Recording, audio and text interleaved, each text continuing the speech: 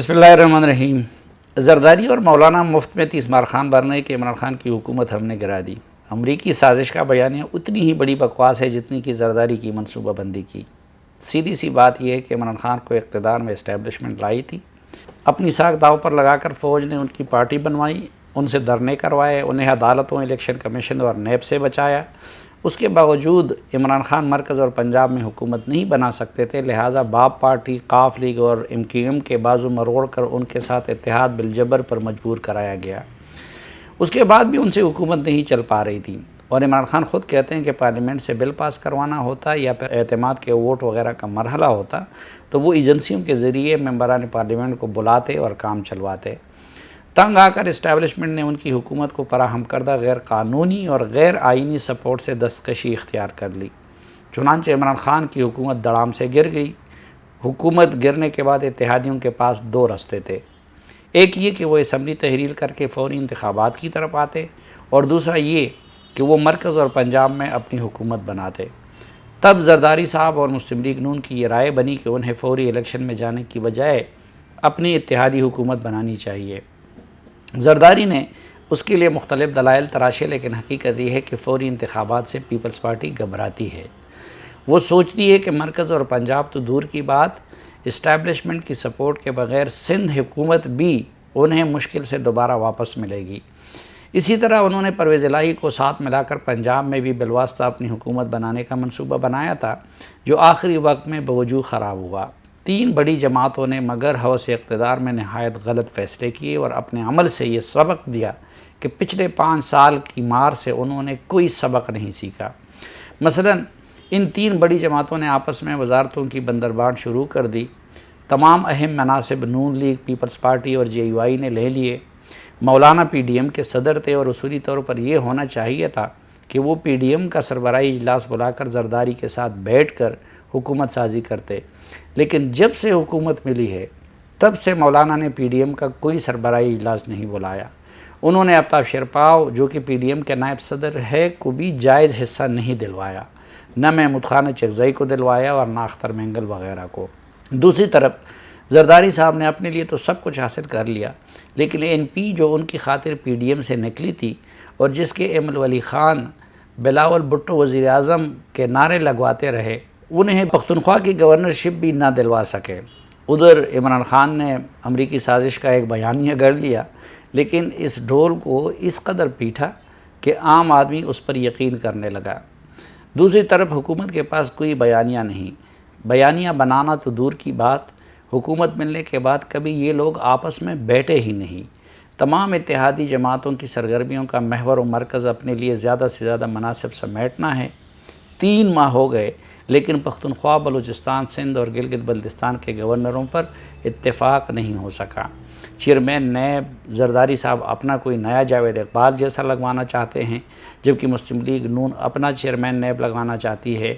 फराह खान, बुशरा बीबी, मानी का ख़ानदान और कई वज़रा के ख़िलाफ़ फ़ाइलों के अंबार लगे हैं। तोशाखाना केस तैयार है, लेकिन नैब का चेयरमैन न होने की वजह से हुकूमत आज तक उनके ख़िलाफ़ केसेस नहीं बना सकी। वजह उसकी ये है कि जरदारी साहब वगैरह की तरजीह PTI के ख़िलाफ़ केसेस बनाने से ज़्यादा अपने केसेस ख़त्म कराना है। वज़ीरों, मुशीरों और माविन ख़ुसूसी की ज़बर मौज बन गई है। लोग समझने से कासिर है कि तारिक फ़ातिमी जैसे माविन ख़ुसूसी वज़ीर आज़म हाउस में बैठ कर क्या कर रहे हैं। इमरान खान झूठ पर मबनी अमरीकी साजिश का चूरन अच्छी तरह बेच चुके, लेकिन हुकूमत सच को भी कैश ना करा सकी। इमरान खान सियासत साजिशी थ्योरी की बुनियाद पर कर रहे हैं और हुकूमत नाक़िस मीडिया स्ट्रेटजी की वजह से कौम को ये समझाने में भी नाकाम रही कि इमरान खान ने मईशत किस हाल में छोड़ी थी और उसे IMF के कहने पर मुश्किल फ़ैसले क्यों करने पड़े, जिसकी वजह से इमरान खान की नाक़िस माशी पॉलिसियों का सारा मलबा इस हुकूमत पर आ गिरा। सबसे ज़्यादा खिलवाड़ खारजा महाज पर किया गया था इमरान खान साहब के दौर में, लेकिन वज़ीर ख़ारजा बिलावल भुट्टो जहाज़ लेकर पूरी दुनिया की सैर पर निकले। इत्तेहादी हुकूमत के मज़े तो लूट रहे हैं, लेकिन हुकूमत का दिफा करने नहीं आते। जिस पार्टी को जो वजारत मिली है वहाँ उसने अपनी दुकान लगा रखी है। हर सियासी फ़ैसले के लिए वज़ीर आज़म को 10 तरफ से मशवरा देना पड़ता है। लंदन से मंजूरी के बाद फिर जरदारी के नखरे उठाने पड़ते हैं, फिर मौलाना के, फिर MQM के और फिर बाप पार्टी के। لہٰذا اس حکومت میں قوت فیصلے کے فقدان کا یہ عالم ہے کہ آج تک قومی اسمبلی سے پی ٹی آئی کے ممبران اسمبلی کے استعفے منظور نہیں کرا سکی۔ اس کی وجہ بھی زرداری صاحب ہیں، کیونکہ انہوں نے مسلم لیگ نون پر دباؤ رکھنے کے لیے پی ٹی آئی کا دروازہ کھلا چھوڑا ہے، اور وہ اس مسلم لیگ کو اس بات سے بلیک میل کر رہے ہیں کہ اگر ہر معاملے میں ان کی بات نہ مانی گئی تو وہ پی ٹی آئی کے ساتھ مل کر متبادل بندوبست کر سکتے ہیں۔ حمزہ شہباز کو وزیر اعلیٰ پنجاب کے فیصلے کا بھی لوگوں نے برا منایا۔ لوگوں نے دیکھا کہ زرداری نے اپنے بیٹے کو وزیر خارجہ بنایا، شہباز شریف نے اپنے بیٹے کو وزیر اعلیٰ بنایا، اور مولانا نے اپنے بیٹے کو وزیر بنا دیا۔ یوں پی ٹی آئی نے ان جماعتوں کی موروثی اور خاندانی سیاست سے متعلق جو شور مچایا اور پنجاب کے ووٹر نے جو غصہ نکالا، اس کی ایک وجہ یہ بھی ہے۔ پنجاب کے ضمنی انتخابات کا ایک فائدہ بہرحال یہ ضرور ہوا کہ اتحادی قیادت اور وزیروں کے گردنوں میں جو سریا آ گیا تھا وہ کسی حد تک ٹیڑھا ہو گیا یا نکل گیا۔ دوسرا فائدہ یہ ہوا کہ اب اسٹیبلشمنٹ کو بھی کچھ کرنا پڑے گا۔ وہ یا تو عمران خان کو دوبارہ گلے لگا لے گی یا پھر جواب دینے پر آ جائے گی۔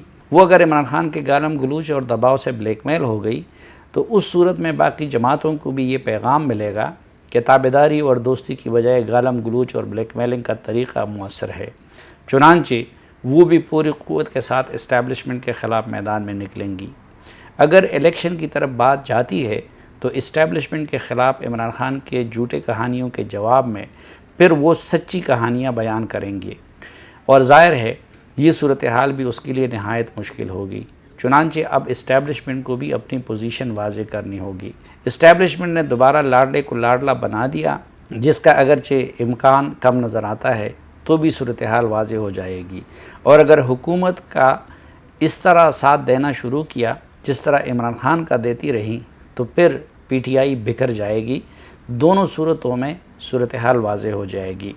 یہ کالم ہے جو آج 20 جولائی 2022 کو میرا روزنامہ جنگ میں شائع ہوا ہے، لیکن اس پہ اب اضافی بات میں یہ کرنا چاہوں گا کہ جب اسٹیبلشمنٹ کی سائٹ سے بات کی جاتی ہے تو وہ یہ کہتے ہیں کہ اس حکومت کے پاس تو تمام اختیار ہے اور وہ جو چاہے کر سکتی ہے، اور ہم نہ ان کو الیکشن کا کہیں گے نہ ان کو کنٹینیو کرنے کا کہیں گے، ہم جب نیوٹرل ہو گئے ہیں تو بس پھر ہم نیوٹرل ہے۔ دوسری طرف حکومت یہ کہہ رہی ہے کہ اسٹیبلشمنٹ نیوٹرل ہو گئی، لیکن جو ماضی میں انہوں نے عمران خان کے سپورٹ کے لیے جو کچھ کیا ہے اس کا کفارہ ادا کیے بغیر نیوٹرل ہو گئی ہے۔ یعنی وہ یہ کہتی ہے کہ نیوٹرل ہونے کا مطلب تو یہ ہے کہ آپ نے توبہ کر لیا، اور توبے کے لیے پھر یہ ضروری ہے کہ آپ پہلے سے جو کچھ آپ نے کیا ہے تو آپ اس کی تلافی کر لے، اس کو انڈو کر لے۔ اب ظاہری بات ہے کہ پی ٹی آئی تو ساری بنائی پھر اسٹیبلشمنٹ نے ہے۔ اسی طرح نیب کے کیسز اگر زیادہ تر مسلم لیگ نون اور باقی جماعتوں کے خلاف بنے تو اس کی شہ پہ بنے، تو حکومت یہ توقع کر رہی ہے کہ اسٹیبلشمنٹ ان کے لیے بھی وہ کام کرے جو کہ ماضی میں عمران خان کے لیے کرتی رہی۔ لیکن اسٹیبلشمنٹ اس بات پہ مصر ہے کہ وہ اگر نیوٹرل ہے تو پھر نیوٹرل ہی رہے گی۔ دوسری طرف عمران خان اسٹیبلشمنٹ کو ایک طرف بلیک میل کرتے ہیں اور روزانہ دباؤ ڈالتے ہیں، گالم گلوچ کرواتے ہیں، پھر وہ سپریم کورٹ اور الیکشن کمیشن کو بھی بلیک میل کرنے کی کوشش کرتے ہیں، اور ظاہری طور پر ان کا جو سازش کا من گھڑت بیانیہ مقبول ہو رہا ہے تو اس کی وجہ سے بھی اسٹیبلشمنٹ پہ دباؤ بڑھ رہا ہے، اور وہ یہ امید لگائے بیٹھے ہیں اور اپنے لوگوں کو یہ بتاتے ہیں کہ جلد یا بدیر فوج کو دوبارہ پی ٹی آئی کو اپنی گود لینا پڑے گا، اور اس کی وجہ سے حکومتی پارٹیاں بھی شک کر رہی ہیں۔